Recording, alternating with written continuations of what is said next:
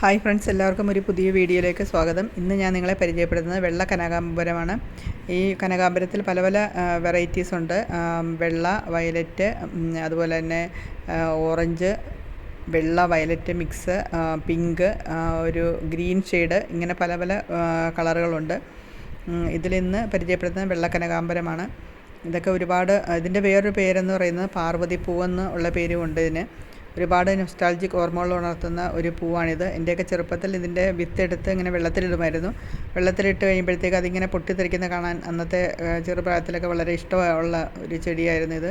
പിന്നെ എവിടെയെങ്കിലുമൊക്കെ പോകുമ്പോൾ ഇതിൻ്റെ പൂവിങ്ങനെ മെടഞ്ഞ് തലയിൽ വെക്കുന്നതൊക്കെ പഴയ ഒരു ഓർമ്മകളാണ്. ഇത് ശരിക്കും ഒരു സീസണൽ ഫ്ലവറാണ്. നമ്മുടെ ഈ സമ്മർ സീസണിൽ മാത്രമേ ഇതിന് പൂവുണ്ടാവുകയുള്ളൂ. ബാക്കി സമയത്തൊക്കെ ഇങ്ങനെ ചെടി ഇങ്ങനെ നിൽക്കുകയുള്ളൂ. പക്ഷേ ആ സീസൺ ഫ്ലവർ ആണെങ്കിലും ആ ഒരു സമയത്ത് ഇല കാണാത്ത വിധത്തിൽ ചെടി നിറഞ്ഞാണ് പൂക്കളുണ്ടാകുന്നത്. അതൊരു പ്രത്യേക ഒരു കാഴ്ച തന്നെയാണ്. ഒറ്റ പ്രാവശ്യം ഉണ്ടായാൽ മാത്രം മതി, നമുക്ക് മനസ്സ് നിറയ്ക്കുന്ന ഒരു കാഴ്ച തന്നെയാണ്.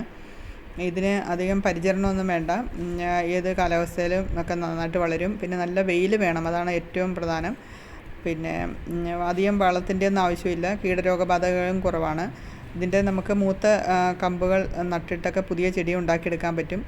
പിന്നെ അതുകൂടാതെ തന്നെ ഇതിൻ്റെ വിത്തുകൾ താഴെ വീണും പുതിയ തൈകളൊക്കെ ഉണ്ടാകാറുണ്ട്. നമുക്ക് മാറ്റി നട്ടും പുതിയ ചെടികളൊക്കെ ഉണ്ടാക്കിയെടുക്കാൻ പറ്റും. എന്തായാലും അങ്ങനെ വളരെ മനോഹരമായിട്ടുള്ള കാഴ്ചയുണ്ട്. ഇങ്ങനെ നിറഞ്ഞ് ഇങ്ങനെ പച്ച കളറിൽ ഇങ്ങനെ വെള്ളപ്പൂ നിൽക്കുന്നത്. വെള്ളപ്പൂക്കൾക്കൊക്കെ അല്ലെങ്കിൽ തന്നെ പ്രത്യേക ഒരു അട്രാക്ഷനാണല്ലോ. അപ്പോൾ ഇതിൻ്റെ ഷേപ്പും എല്ലാം കൂടെ നല്ലൊരു ഭംഗിയാണ്. പിന്നെ ഒരുപാട് ഞാൻ പറഞ്ഞ പഴയ ഓർമ്മകളൊക്കെ ഉണർത്തുന്നതും കൂടെ ആയതുകൊണ്ട് എനിക്ക് ഈ ചെടിയോട് ഒരു പ്രത്യേക ഒരു ഇഷ്ടം തന്നെയാണ്. ഇതിൻ്റെ വേരിയേഷനിലൊക്കെ ഞാൻ എൻ്റെ വെള്ളയും വയലറ്റും അതുപോലെ തന്നെ പിങ്ക് കളറും ഒക്കെ ഞാൻ എൻ്റെ ശേഖരത്തിലുണ്ട്. അതൊക്കെ പൂവിട്ട് വരുന്നതേ ഉള്ളൂ. പുറകാലം എൻ്റെ വീഡിയോ ഒക്കെ ഇടുന്നതായിരിക്കും. എന്തായാലും നല്ല മനോഹരമായിട്ടുള്ളൊരു ചെടി തന്നെയാണിത്. ഇത് തന്നെ വളത്തിൻ്റെ ഒന്നും ആവശ്യമൊന്നും ഇല്ലയെന്ന് ഞാൻ പറഞ്ഞല്ലോ. പിന്നെ വല്ലപ്പോഴൊക്കെ ഇടയ്ക്ക് ചാണകപ്പൊടിയൊക്കെ ഇട്ട് കൊടുക്കുകയാണെങ്കിൽ ചെടിക്ക് നല്ല സന്തോഷമാകും, അത്രേ ഉള്ളൂ.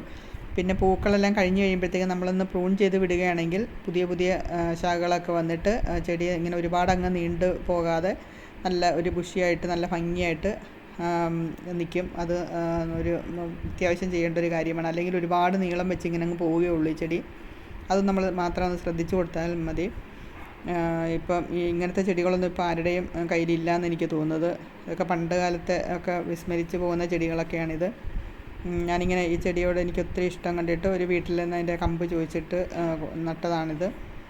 എന്തായാലും ഇതൊക്കെ ഞാൻ പോകാതെ എൻ്റെ ശേഖരത്തിൽ എപ്പോഴും ഞാൻ ഇങ്ങനെ അമൂല്യമായിട്ട് സൂക്ഷിച്ചു വെക്കുന്ന കൂട്ടത്തിലാണിതെല്ലാം. അതൊക്കെയാണ് ഈ ചെടിയുടെ വിശേഷങ്ങൾ എന്ന് പറയുന്നത്. ഇപ്പോൾ ഇത് നിങ്ങൾക്ക് നോക്കുമ്പോൾ അറിയാൻ പറ്റും. ഇതിപ്പം ഞാൻ ഈ എന്താ പറയുന്നത്, ഫ്ലവറിങ് തുടങ്ങിയ സമയത്തെടുത്ത വീഡിയോ ആണ്. അല്ല, അത് കഴിഞ്ഞിട്ട് എന്ന് വെച്ചാൽ ഇത് മുഴുവനും ഇല കാണാത്ത വിധത്തിൽ നിറച്ച് പൂക്കളായിട്ട് നിൽക്കുന്നതാണ്. നല്ല ഭംഗിയാണ് കാണാനായിട്ടും. പൂക്കൾക്കൊക്കെ ഏകദേശം 1-2 ദിവസമൊക്കെ ആയുസുണ്ടാകും. അപ്പോഴത്തേക്കും പുതിയ പുതിയ പൂക്കളിങ്ങനെ ഉണ്ടായി വരുന്നതുകൊണ്ട് തന്നെ നമ്മൾ ഈ പൂക്കൾ പൊഴിഞ്ഞു പോകുന്ന പോലെ നമ്മൾ അറിയത്തില്ല. അതുപോലെ നിറച്ചിങ്ങനെ പൂക്കളായിട്ട് നിൽക്കുന്നൊരു ഫീലാണ് ഇത് തരുന്നത്. എല്ലാവർക്കും എൻ്റെ വീഡിയോ ഇഷ്ടപ്പെട്ടെന്ന് വിചാരിക്കുന്നു.